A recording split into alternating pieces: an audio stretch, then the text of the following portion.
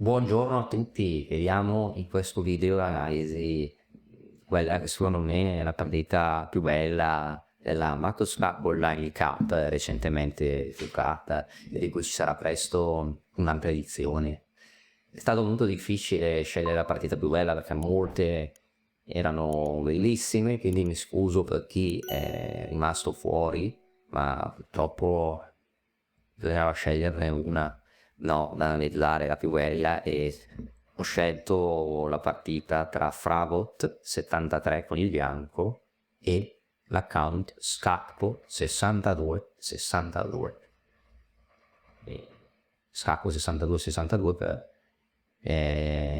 ha vinto questa partita da nero. Secondo me ha giocato la partita più bella del torneo. Quindi vediamo questa partita e questo bellissimo evento, e colgo l'occasione anche per consigliare agli utenti di giocare, se hanno tempo, il prossimo torneo che verrà organizzato, perché giocare ai tornei online a tempo lungo è davvero un'ottima opportunità per allenarsi. Gli scacchi classici, gli scacchi più seri sono a tempo lungo, non si commettono magari svarioni, no? Svarioni che si commettono blitz, no? Tante sviste, cappelle, e il livello del gioco si alza ed è davvero una delle pochissime occasioni che ci sono per allenarsi a tempo lungo da casa propria. Vediamo questa partita, la vediamo per default dalla parte del bianco, se ha vinto il nero. Il bianco ha giocato E4, il nero ha giocato E5, cavallo F3, cavallo C6, alfiere C4, il bianco gioca la partita italiana.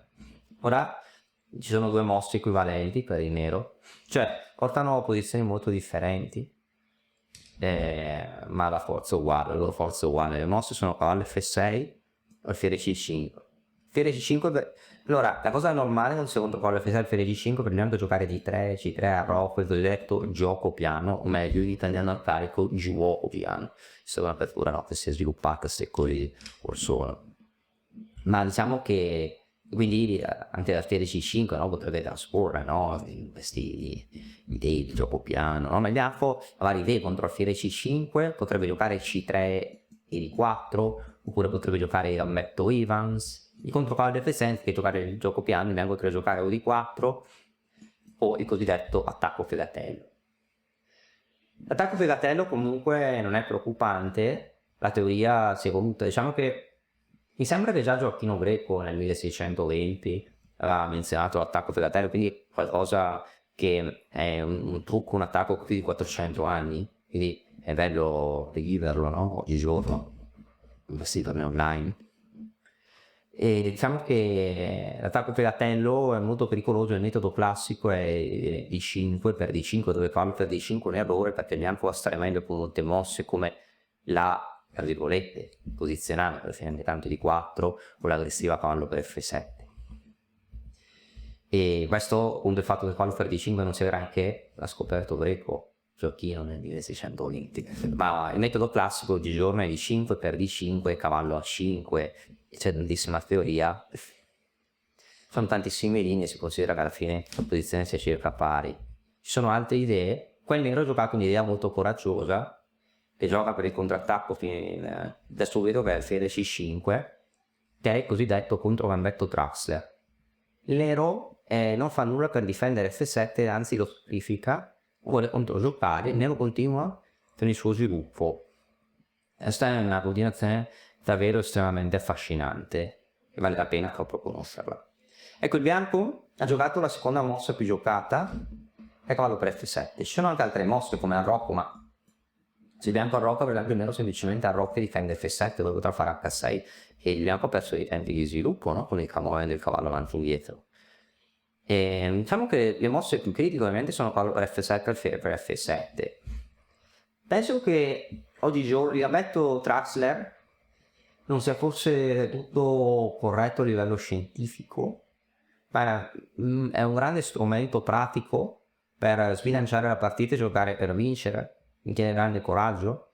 Penso che il modo più accademico per giocare per vincere per il bianco sia catturato in F7 con l'alfiere, il nero gioca in E7, ora il bianco torna con l'alfiere in C4, meglio in D3, E ora il nero può scatenare un attacco interessante nella rete giocando donne 8, anche torre F8, poi donne 8. Il bianco può giocare in questo modo. E ora i metodi migliori di gioco per il bianco è giocare D6, anche D3, tornare indietro con il cavallo, e quando il nero si sviluppa, il nero vorrà giocare così, il bianco giocherà alfiere 3, poi giocherà cavallo di 2, donna di 2, arrocco lungo, il bianco arrocco poi dall'altra parte, il bianco sta un pochino meglio. Se il bianco sa tutto questo sistema, sa che deve solo, non deve essere troppo in coda, deve solo prendere un pedone. Poi deve giocare un setup per arroccare lungo, sta un pochino meglio, anche se è un vantaggio sporco, nel senso può succedere di tutto, cioè non è un vantaggio lineare, possono succedere davvero tante cose. In questa partita il bianco ha voluto di più, ha giocato cavallo per F7 per guadagnare su un pedone, ma anche la qualità. Ma le cose non sono così semplici, perché se la donna si sposta il bianco prende la torre, ma il nero inizia subito con un controllo immediato alfiere per F2. Alfiere per F2 è una mossa bellissima. Ora davvero scatenano le complicazioni. Ma guarda, per F2 il bianco è spostato, cioè ha catturato l'alfiere con il re.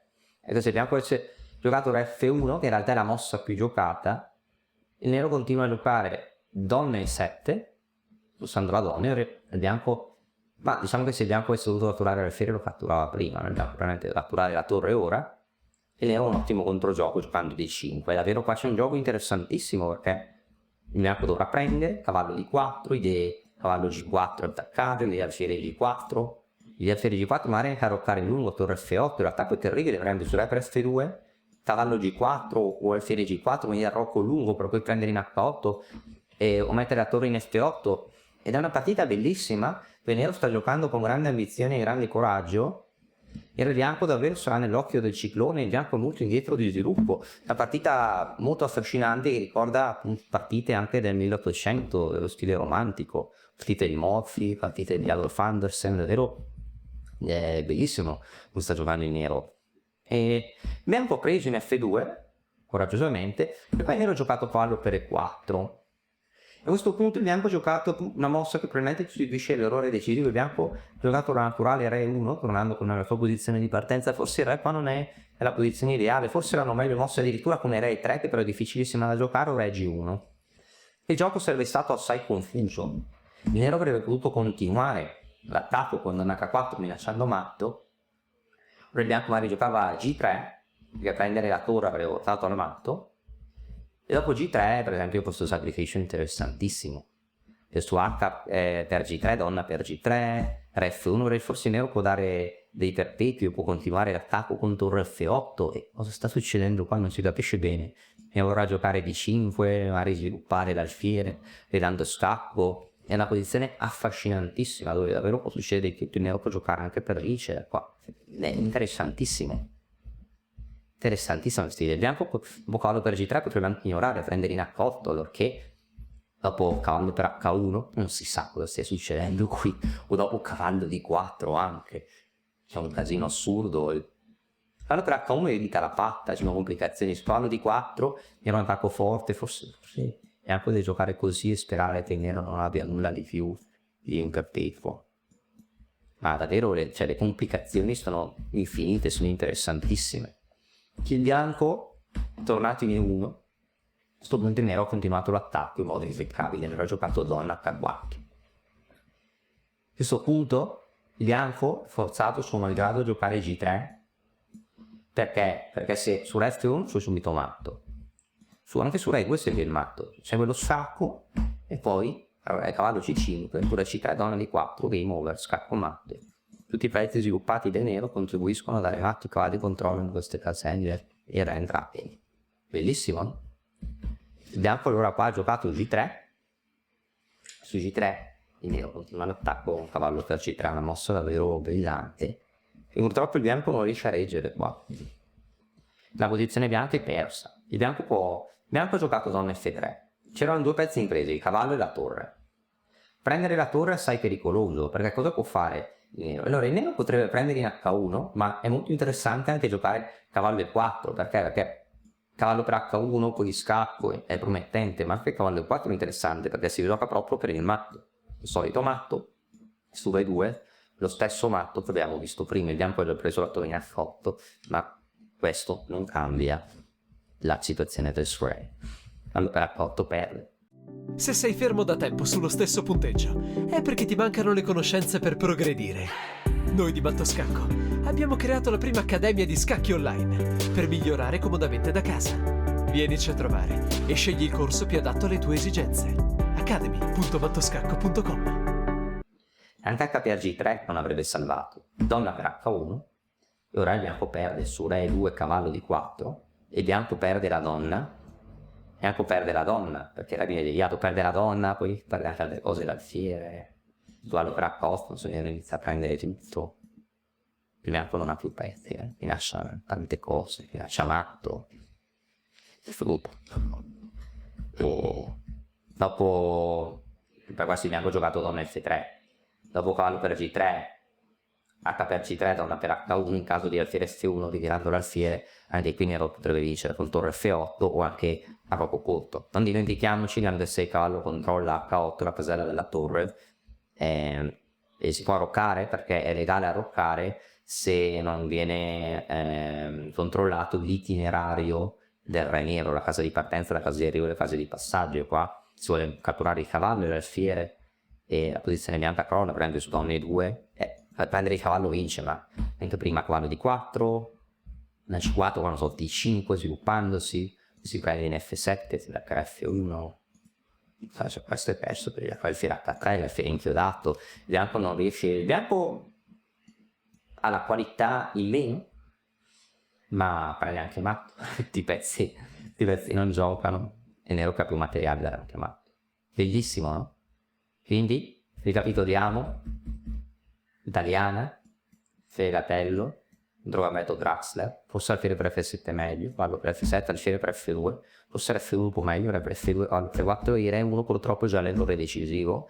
Il nero continua a giocare bene, e qua dopo G3 gioca cavallo per G3, il bianco ha giocato donna F3, e ora cavallo per H1, è tempo di raccogliere i frutti. Diciamo che si è segnato. Su Re di 1 si prende in C4 e vengono catturati tutti i pezzi più importanti del bianco. Il nero probabilmente già un vantaggio decisivo.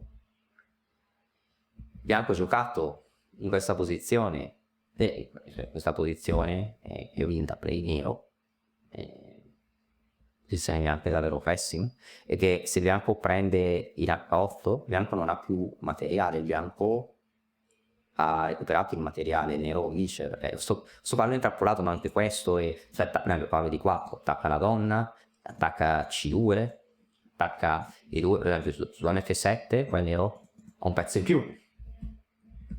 Questi pezzi sono a casa come questi, poi quando i pezzi escono il nero ha un pezzo in più. Sono H5 e G6, e se il bianco prende in H7 o si sacrifica, il nero non sta nemmeno, beh, anche H per G6 forse vince, ma anche questi iniziano a prendere tutto viso. Che dai, ma dai. E nulla, il bianco allora in questa posizione con un F3 ha giocato Re 2, ma purtroppo non ce la fa più. Ne ha giocato molto bene, cavallo di 4, un doppio, si guadagna la donna, e queste posizioni quando cade la donna si prenderà, la partita finisce. Il bianco prova a prendere il materiale, ma ahimè, sa. A questo punto ci sono molti modi di vincere. Donna per C4 vince, non ha più materiale, ma il nero decide di continuare a giocare, finire in bellezza, donna di 4, il bianco abbandona su Re di 1, ma non avrebbe salvato per il nero F1, il nero avrebbe vinto in vari modi, ma per esempio c'è in realtà anche donna per C4 vince, perché il nero ha un vantaggio di materiale grandissimo, vuole dare matto su alfiere 3, so che per dire ma c'è tutto, so che quando si uscirà, quando l'alfiere uscirà sarà praticamente matto, non prende la torre, prende tutto, e in ogni caso la partita è terminata con il matto.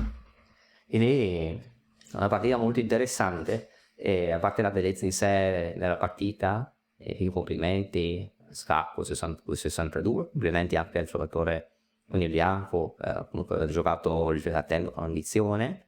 Questa partita spero che sia stata interessante per celebrare la partita più bella come giocata nel torneo, ma anche per avere degli spunti per giocare l'italiana con entrambi i colori, con o contro il Fegatello, giocare con il Drogameto Draxler e anche per sapere come giocare tutto questo piano, no? se il fratello ce lo fanno. Ok, spero che questa partita sia piaciuta e ci saranno altri eventi così, metteremo altre partite. Alla prossima!